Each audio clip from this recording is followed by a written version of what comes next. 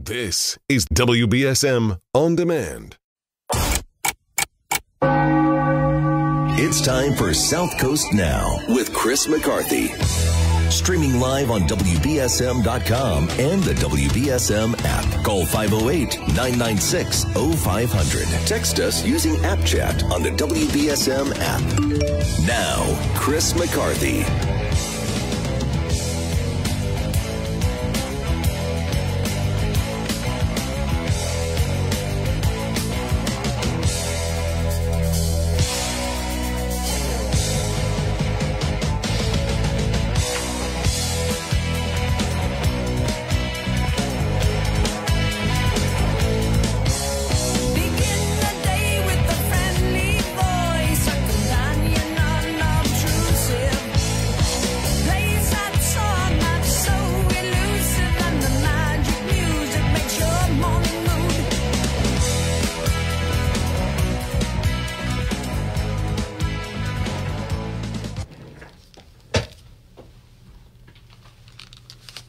Good morning. Good morning. Just putting my spectacles on here. We got the mayor today coming in at 11 o'clock. Until then, I want to talk about a couple of things that have been going on in the region. If you remember from last week, the mayor was in, he was talking about his battle with the retirement board. Now, it's a multifaceted battle. Standard Times, Frank Mulligan has a great story from yesterday's Standard Times. And it talks about, a lot what we've talked about here on the radio already, but it is an important issue. Many of you in my audience are retirees or getting close to retiring from the city of New Bedford. So you're very important to me. And I recognize that the mayor is trying to, balance it and make responsible decisions. He's got to think about you folks and the taxpayers. And obviously, as many of you realize, some of you are the same. You're retired, but you also live in the city of New Bedford and pay taxes there. So that is a dual, it's not a conflict of interest, obviously, but, you want your 3% raise, but at the same time, you're cognizant of the fact that your taxes are going up. So there is a battle going on. We've talked about it here, but let me just set the table for you, for those of you who don't know. The mayor recently filed, a number of his employees filed a lawsuit with the court about an open meeting law violation that was held up by the court. In other words, the court determined the retirement board violated the open meeting law. Now, when they violated the open meeting law, it was to have a meeting to appoint at the last minute another member of the retirement board. Had they not done it, the mayor would have gotten that appointment. So that would have given the mayor 3 appointments to the board versus the 2 appointments that come from the retirees. In other words, the mayor would have gotten the mathematical advantage on the board. And then he would have been able to get his fiscal policy passed by the board. So it's clear to me that the retirement board violated the open meeting law. Not just because the judge said it, but I can read the minutes of the meeting. It is clear to me they violated the open meeting law. What is not clear to me is what ultimately comes of it. So Chris Saunders was appointed to be the other member, the non-mayor member of the Board of Retirement, right? In other words, the board voted in what was an illegal meeting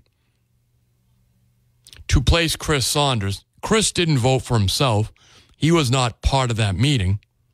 That's just, he's in it because he was appointed by the other members of the board. So Chris Saunders is now on the board. And Chris is a friend of mine, and I've always had a lot of respect for Chris's ability. He was the county treasurer. He is the county treasurer. He was the county commissioner before that. I helped get him elected in my own small way. I think he would have got elected without my help, but I was there. And Democrat primary way back in the 90s. So Chris is a smart guy. Now he and the mayor are going back and forth. And Frank Mulligan writes about it in the Standard Times.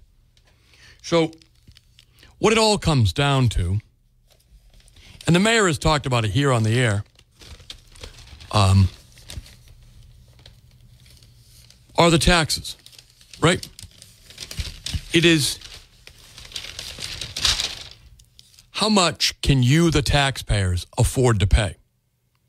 And the mayor is saying, look, every time they give a COLA raise to the retirees of 3%, that is what is leading to, one of the factors that is leading to higher taxes. Chris Saunders has a great reply to that here in the article of the Standard Times from yesterday's Standard Times. Frank Mulligan wrote it. He says, and I'm paraphrasing, but he pays almost $10,000 a year on his house. He and his wife Kim own in the city of New Bedford. And he says, this board, meaning the retirement board, is not the reason that I pay close to $10,000, right? And I think that is worth exploring. Because I agree with Chris that is not the reason he's paying close to $10,000. The reason he's paying close to $10,000 a year is because you have an economy in the city of New Bedford that is completely twisted out of shape. The laws of economics, right? The rational world that a free market economics system ultimately develops is not allowed to develop in New Bedford. And that is because you have so many pieces of property that are out of the tax pool. So much of the economy of New Bedford, the real estate tax,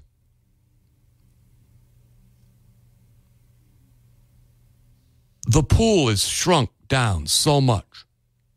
When you drive around the city of New Bedford and you look at the number of nonprofits, so understand this. The mayor makes a budget. City council, they can cut the budget. They don't cut much. That budget is then used to establish the tax rate, okay? The amount of money that the city wants to spend, then they go back and figure it out between the commercial and the residential, right? So when you have all these properties under the umbrella of nonprofits, protected from taxation, you can't charge them. They don't pay the bill. They're not in the pool. So that means business taxes and residential taxes have to be higher, right? You got to spread out what you want to spend across less properties. So as the city budget rises to $500 million,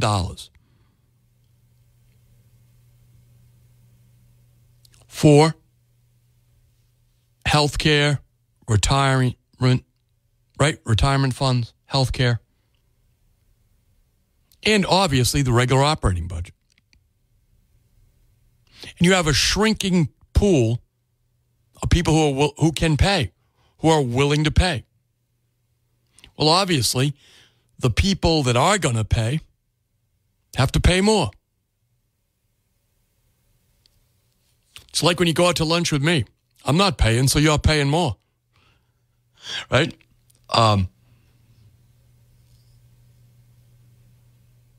So, Chris Saunders is right. It is not solely the raises of 3% that are given to retirees that is causing him to have to pay nearly $10,000 on his home. That's a home, not a business, a home.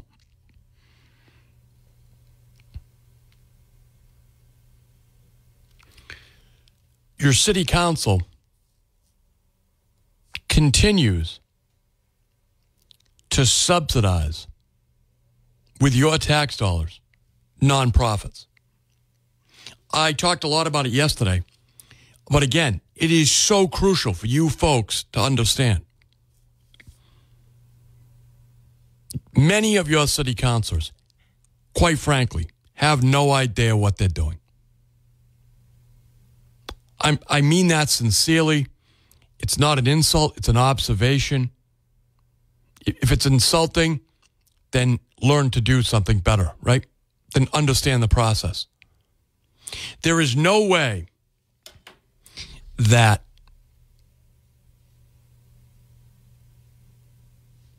I can believe that you know what you're doing based on what you've been doing.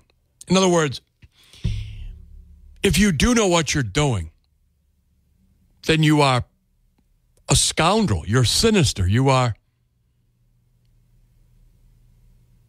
betraying your neighbors. You're quite frankly betraying yourself if you own property in the city of New Bedford and you're voting to subsidize nonprofits and to move more property under nonprofit umbrellas. So,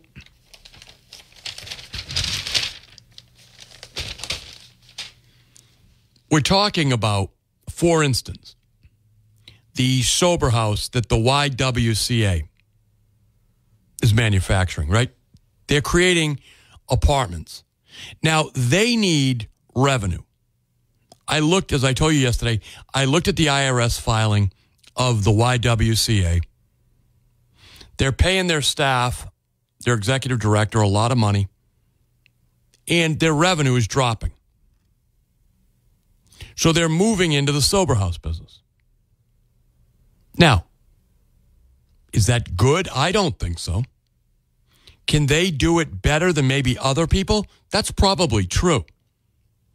The reason they can do it better is because they don't have to pay taxes, right? They don't have to pay taxes on real estate. So, therefore, there's more money for salaries, more money for staff, for their sober house. And there's more money to lobby for more money from you, the taxpayer. Right?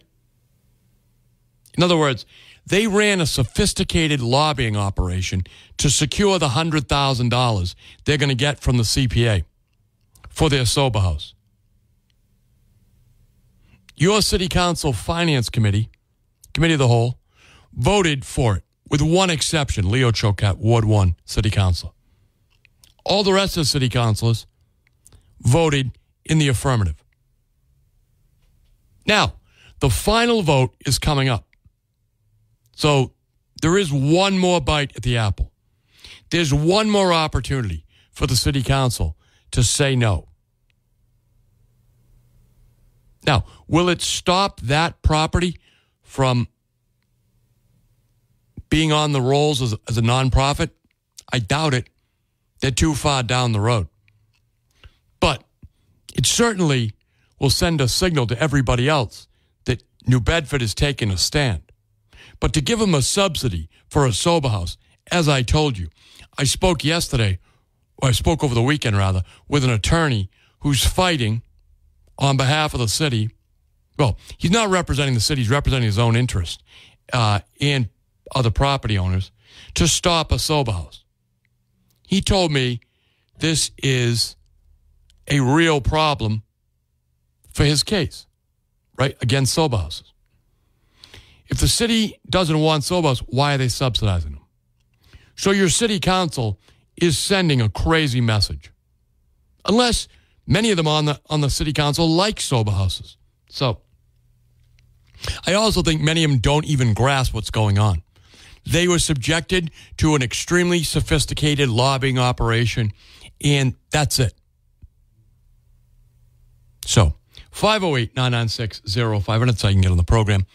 The other one, of course, is the Capitol Theater project. Now, that is one that's mind-boggling because the city council gave a nonprofit over $300,000 initially to make the acquisition of the private land. It was an income-producing property paying taxes to the city of New Bedford. This nonprofit had no control of the building, didn't have an interest in the building. They applied for CPA money, city council approved it, and they were given $350,000, which they then used to buy a income-producing property on Acushnet Avenue and move it into a nonprofit shell. It will never pay taxes to the city of New Bedford. So, and by the way, city council, the other night at the finance committee, authorized another tranche of funding, which will put them, should they be approved at the next city council meeting on May 7th, over $1 million in city council allocations alone. Okay? So when we get back to why is Chris Saunders paying over $10,000 for his family home in New Bedford, or around $10,000 in property taxes for a family home in the city of New Bedford? It's not solely because of the COLAs, as he points out correctly, but it is because, in addition to everything else, the city council is subsidizing property to move from taxpayers into the nonprofits. Therefore, the bill is paid by less people, less properties. Therefore, each person has to pay a little more, or a lot more now. So you have a number of city councilors who I have determined have no idea what they're doing. They really don't. You try to reason with them, but they don't get it. Some of them are so dug in that they feel it's, I guess, they'll look foolish if they reverse course. So therefore, they keep going over the rapids, charging their neighbors more taxes, charging their family members more taxes, charging themselves more taxes. Now, if you're lucky enough to be a city council member who never bought property in the city of New Bedford and have family members that don't own property in the city of New Bedford, then I guess it's kind of a great scam, right? You're getting $50,000 for winning an election, plus your health insurance, should you need it, and a retirement, should you stick around that long. And you never have to pay the bills. Never have to hear family members complain. But if you're like the majority of the city councilors, you have family members and you own property like your family and your neighbors. Why are you screwing yourself, your neighbors, and your family members who've invested in property in the city of New Bedford? It makes no sense to me whatsoever. So if you're on hold, stay there. I'm going to take a quick break. We'll be right back. If you're on hold, I see you there, so stay there. We'll be right back.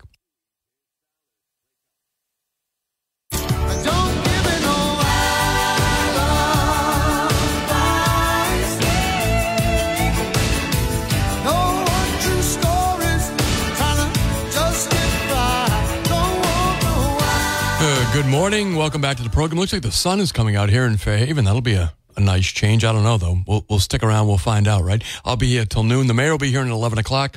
508-996-0500. Good morning. Thanks for holding. Hello. Hi, you're on the air. Yes, I'd like to make a comment about the taxes in New Bedford. The floor is yours. Okay. My sister owns a home in the center of New Bedford, west end of New Bedford, and she had to go pay her taxes today. It's $860-something every 3 months. I live in Fairhaven, and my house sits on a quarter of an acre of land, and it's in a good neighborhood, and I pay $862.77. So how does a person in the city of New Bedford, in one of the dumpiest places in New Bedford, get charged $660-something every 3 months for a piece of land that's about 50 feet by 50 feet, and they're paying the same amount of taxes as a quarter of an acre with a bigger house? I just don't understand. And this woman is on disability and struggles, and they have nothing to offer to give her a break on her taxes. I think it's disgusting. So here's the reason why. Because New Bedford is loaded with nonprofits that do not have to pay property taxes. In the old days, a lot of nonprofits nonprofits do a lot of great work, obviously, but they used to rent space. What's happened is over the years, they buy the building, so that takes it out of the tax roll. And I'm not sure what the city could do about it, but I know that the city council could stop subsidizing, and the mayor's appointees could stop subsidizing nonprofits so that there'd be less of them, okay? And then so in Fairhaven, we have very few pieces of property that are held under umbrellas of nonprofits. So everybody is in on the tax burden, right? So everyone pays based on the value of their house, but very few properties are taken off the tax rolls. And we also have a smaller budget here in Fairhaven. So that is the reason why people in New Bedford are screwed, and they're really screwed because their city council, the majority just don't even know what they're doing. It's clear to me. Well, somebody needs to get with the times here and help these people out. There's so many seniors that are struggling so bad. If they're trying to stay in their house, they just can't do it. I get it, and thanks for the call, but they've done it to themselves. They have to stop voting for the same people. Look, you got a new guy in there, Leo Choquette. He's doing his best. You got another new guy in there, Sean Oliver. He's doing his best. Look, I'm not telling you I'm going to agree with those guys on every single issue, but on this stuff, well, at least Leo's been right on both these issues. Sean, I think, is wrong on the sober house, but whatever. He'll live with it. He's a big boy. He can handle it. Leo has been right on both the sober house, the subsidy sober house, and what I think is a boondoggle. It is the Capitol Theater rehabilitation. Look, the Capitol Theater is an old building that had value as a theater years ago. They're now going to turn it into apartments and a kitchen and storefronts. It is a for-profit property under the umbrella of a nonprofit.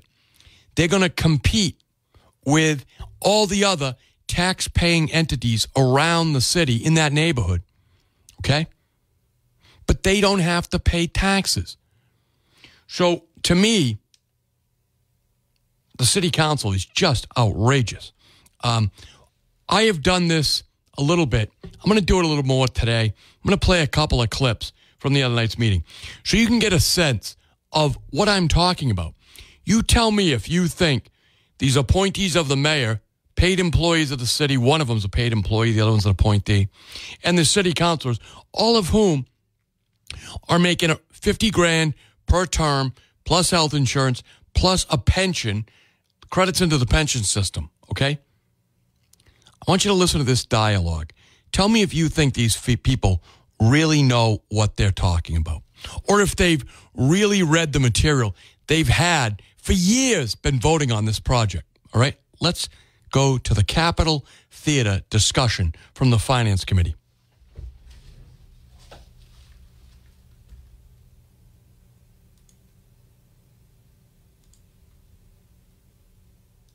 It's owned by the Community Economic Development Center of Southeastern Massachusetts. The funding amount is $250,000. The CPA category is Historic Resource. It's located in City Ward 2. And this project is a transformative rehabilitation and restoration of the 1920 Classical Revival Film Theater into 6 units of affordable housing, retail space, nonprofit offices, and a resource hub for the North End. The building was deemed eligible by the Massachusetts Historical Commission to be included for listing in the National Register of Historic Places.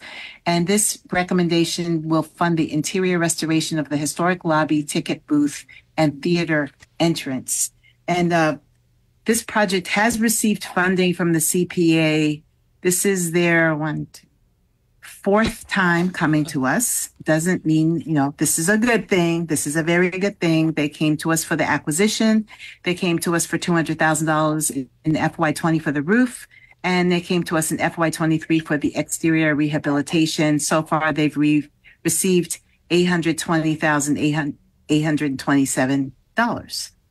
And it builds on the previous CPA funding. Like I mentioned, the total project is approximately $11 million. So even though it seems like they've received a lot of money, it's not even 10% of what they need to complete the project. And as I said, it's going to create 6 new affordable housing units. It's an adaptive reuse of a vacant historic building. It is in a major area. It's on Acushnet Avenue, so it's quite visible. Yes. Yeah, that's me confirming to my colleagues that I see them. I'm sorry, Jan. Oh, okay. Yeah. Okay. So, and there's strong community support for it. And, luckily it's in Ward 2, so it gives us the opportunity to bring some CPA monies to a different ward and show the community that we support work that's in their ward. Okay, thank you. Jessica, you wish to add anything? The only thing I would add is to build on what Jan mentioned about how projects of this size and scale typically will come before us repeatedly, not because they're not actively fundraising. They are. It's just that we don't have a very large budget. So they come in for phases and they're actively using the money typically within the fiscal year so that they can keep moving the projects forward. It's just one piece of the very large finance puzzle that they put together in order to move these projects forward. So that's why we're not surprised to see them come back for another phase of funding.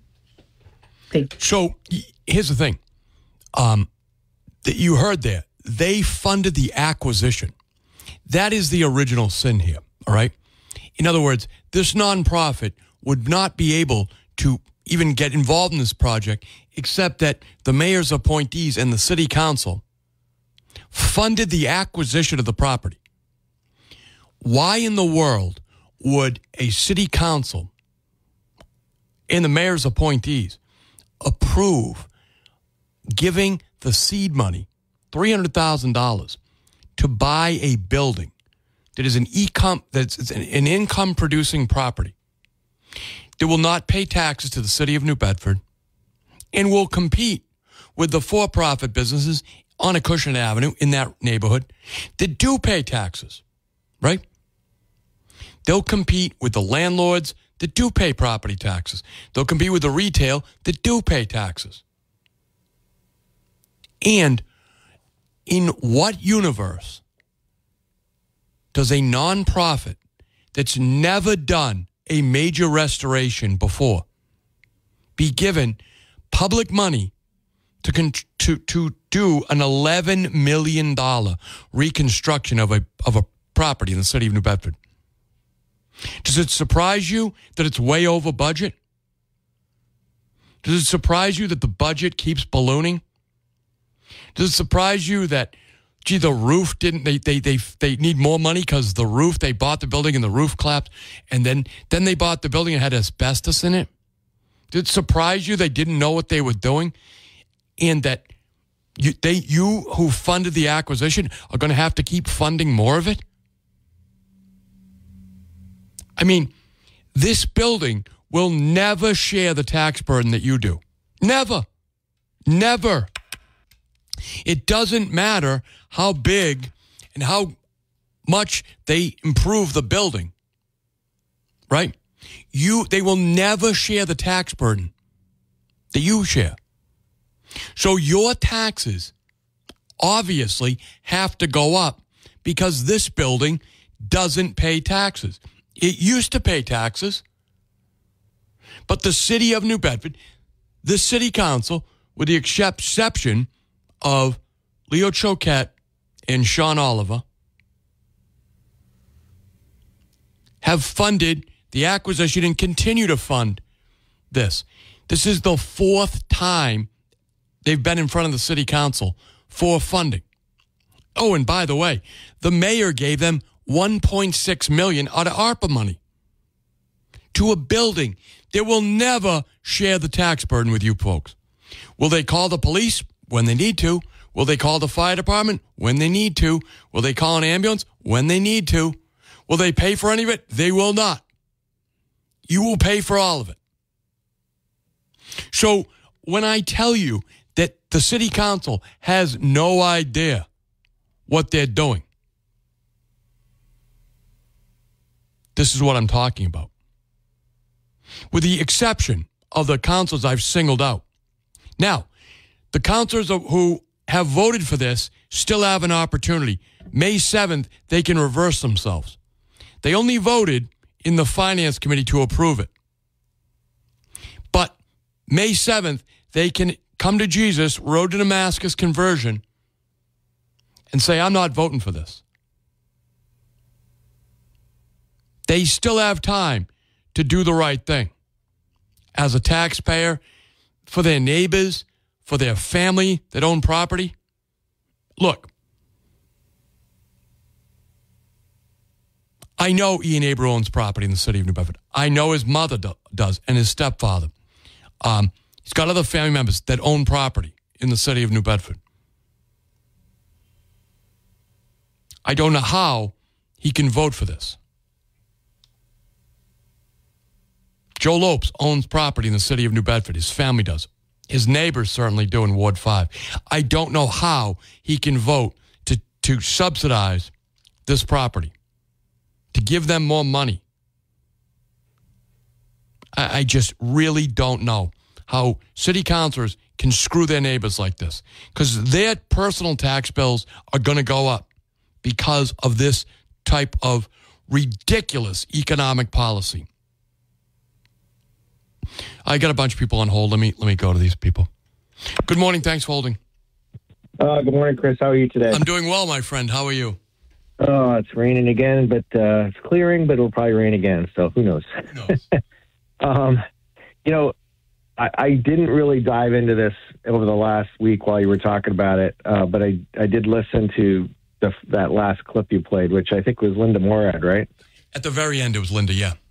Who was at the beginning outlining that is the mayor's appointee and then a city council employee Miss Bailey, Jessica Bailey, who oversees all of these projects. All right, because she's clearly promoting the project in absolutely. the dialogue. Yes. This is only 10%, and this right. is.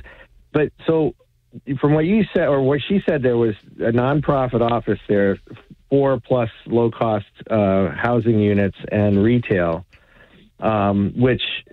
But I just don't understand why the city has spent. They've already spent money on the roof. It sounds like they've already spent money on the outside of the building. Now they're going to do the lobby, and you're at what, 1.6 million from what I can count. Oh no, somewhere in there.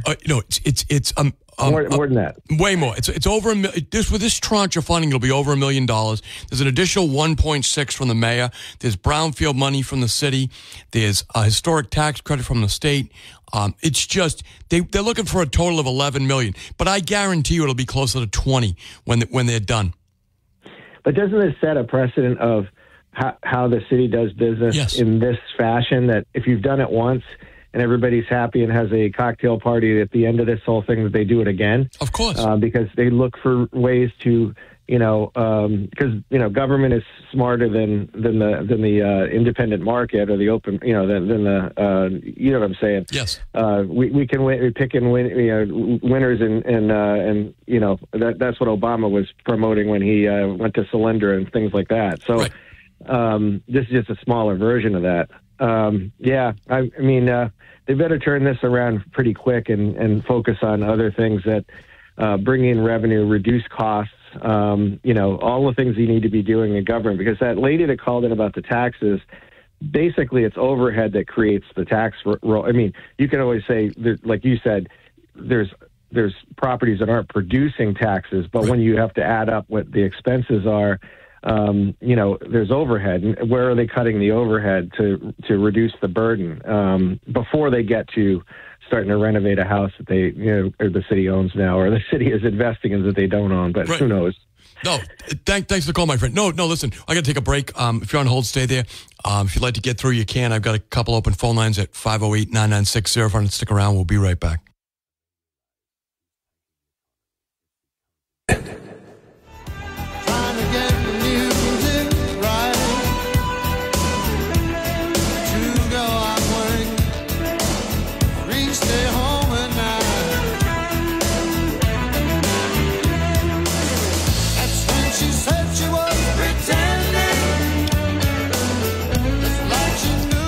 Welcome back to the program. That's right. I think a lot of people on that city council are pretending they know what they're doing. And you can tell that many of them don't because they are blaming the wrong things. In other words, it's not all about the spending. It is about dividing up the check at the end of the night, right? There are not as many people who are chipping in to pay the bill as they used to be. And in part, that's because the city council is subsidizing it, all right? They are giving money to nonprofits who never pay taxes, real estate taxes, to the city of New Bedford. So when they pass another big budget, $500 million, it's got to be divided up among all the people who are paying the check. That's you, your neighbor, and a number of members of that city council who, for some reason, I think can't. I would love them to explain to their spouse why their tax bill's so high, right? I mean, really, I don't think they get it. I really don't think they get it.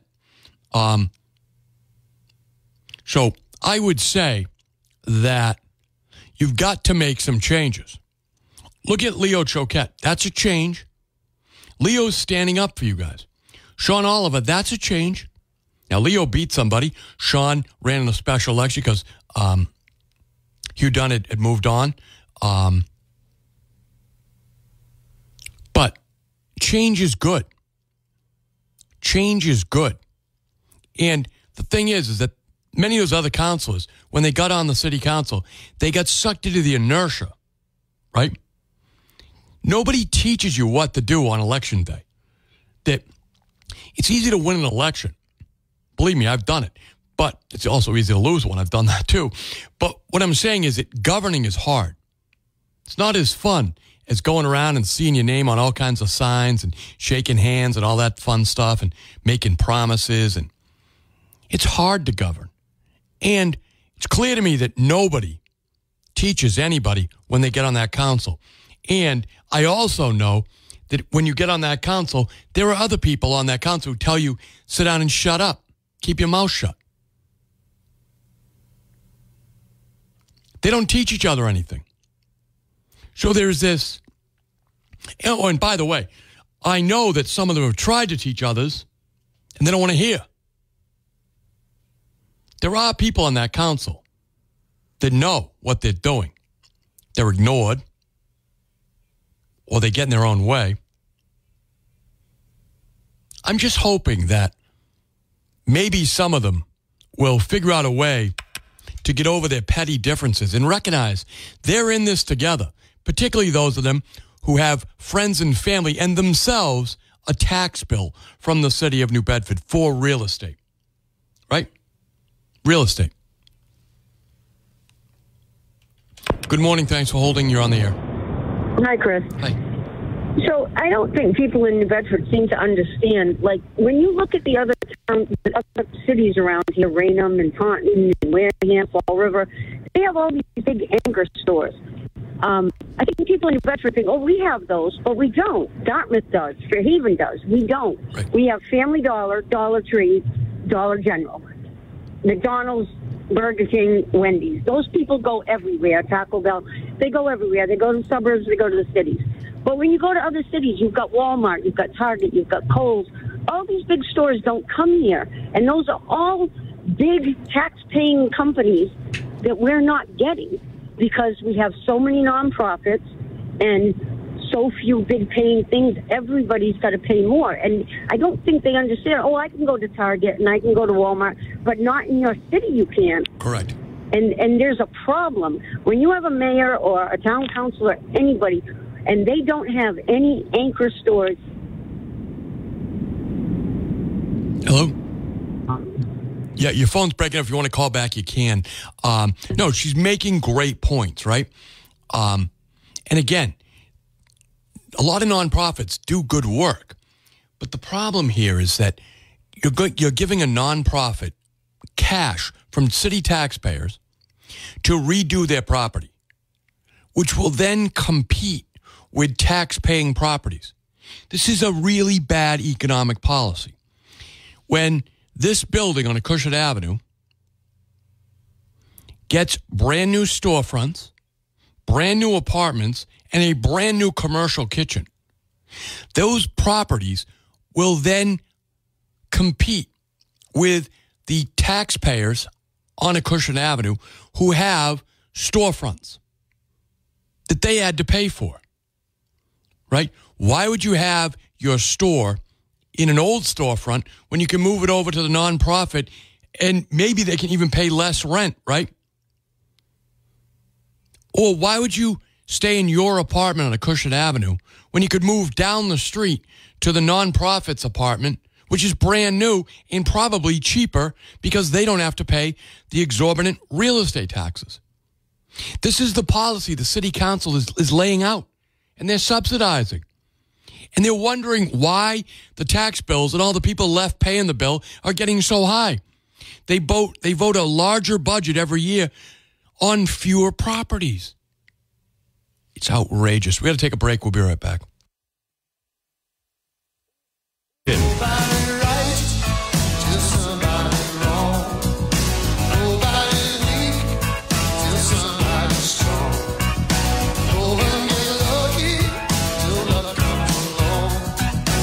Welcome back to the program. I'm Chris McCarthy, and look, we're talking about the city council. If you're on hold, stay there. What I'm trying to say is that they have another bite at the apple. I'm not doing this after they voted on it, right? They voted in the city council finance committee, but the final vote is not till May 7th. So you know, like I'm jamming them up after they've taken the final vote. I'm giving them what I think is a valuable education if they're listening, and you, the taxpayers, a valuable education if you're listening. You could totally disagree with me. I don't know how, but you could. You could think this is a fine economic policy, but it's not, unless you work for one of those nonprofits, in which case it's in your financial interest. So the city council still has an opportunity to reverse course. They do. They do. Let me go to the phones. Good morning. Thanks for holding. Hi. Hi. Chris? Yes, you're on the air. Okay, listen, is there any way I voted for this Preservation Act, and I'm sorry now. Is there any way that could be put back on the ballot and be voted on again? You know, that's a great question. I know Linda Morad and Shane Burgo and a couple other people wanted to put it on the ballot again as a question to have people rethink it. That didn't work last time, but they have another ballot coming up. They could put it on this ballot for the presidential year, I believe. So I would say reach out to one of the city councils and ask them. Chris, one other thing. The mayor's right in on this, it seems. He gave the ARPA money, so he's for it. Yes. Now, I'm so sorry I voted for him because I don't like what he's doing at all in the city. And, you know, that Capitol building, it's kind of an eyesore, but what will it become if they don't do that with it? Do you know? Well, it's going to, in other words, that's their plan. In other words, they've got the building for $300,000 that the city paid for, and now they're basically saying, we can't do it without more city money. We can't do it without more state money. So they kind of got the city as a hostage now. which the city should have seen that when the whole thing started. Yeah, I'm not happy with the mayor at all. And, you know, he just seems to know how to get around things and not answer your questions straightforward. And I'm just very disappointed amongst a lot of other people that are. I'm sorry, and it's too bad because it's a full year